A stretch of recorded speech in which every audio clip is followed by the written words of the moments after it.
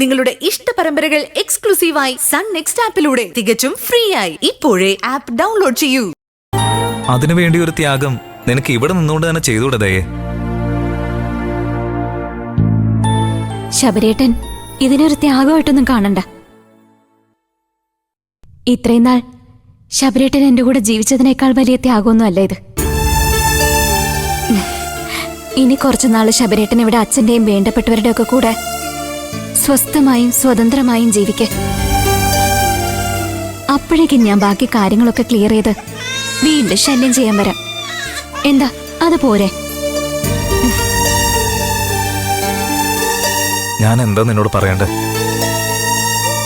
നീ ഇങ്ങനെ ഒരു തീരുമാനം എടുക്കുമെന്ന് അറിഞ്ഞിരുന്നെങ്കിൽ ഞാൻ ഒരിക്കലും നിന്നോട് അങ്ങനെ ഒരു ആവശ്യം പറയില്ലായിരുന്നു.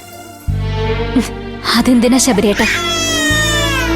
പറഞ്ഞില്ലെങ്കിൽ ജീവിതകാലം മുഴുവൻ ശബരേട്ടൻ എന്റെ കളങ്ക് സഹിക്കേണ്ടി വരില്ലേ?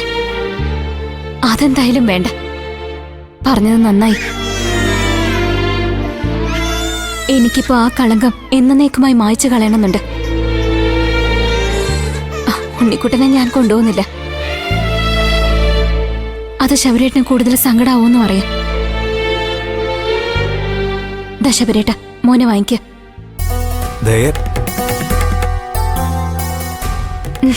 മോനെ, അച്ഛന്റെ അടുത്തേക്ക് പോയി.